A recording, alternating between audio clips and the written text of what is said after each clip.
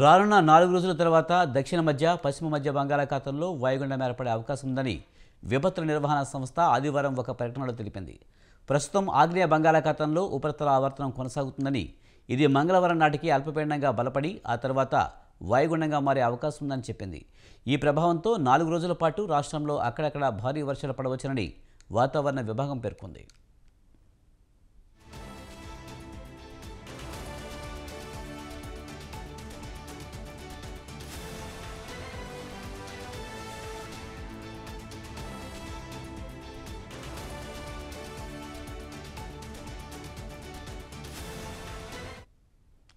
ఈ నెల 20న బాపట్ల, ప్రకాశం, శ్రీ పొట్టి శ్రీరాములు నెల్లూరు, చిత్తూరు, తిరుపతి, 21న పశ్చిమ గోదావరి, ఏలూరు, కృష్ణా, ప్రకాశం, శ్రీ పొట్టి శ్రీరాములు నెల్లూరు, చిత్తూరు, తిరుపతి, 22న బాపట్ల, ప్రకాశం, శ్రీ పొట్టి శ్రీరాములు నెల్లూరు, తిరుపతి జిల్లాల్లో ఓ మోస్తరు నుంచి భారీ వానలు, 23న డాక్టర్ బిఆర్ అంబేద్కర్ కోనసీమ, తూర్పుగోదావరి, పశ్చిమ గోదావరి, కృష్ణా, బాపట్ల, ప్రకాశం, శ్రీ పొట్టి శ్రీరాములు నెల్లూరు, తిరుపతి జిల్లాలో భారీ వర్షాలు, శ్రీకాకుళం, విశాఖ, అనకాపల్లి, కాకినాడ, ఏలూరు, గుంటూరు, వైఎస్ఆర్ కడప, అన్నమయ్య జిల్లా, చిత్తూరు జిల్లాలో అక్కడక్కడ ఓ మోస్తరు నుంచి భారీ వానలు కురవవచ్చునని తెలిపింది.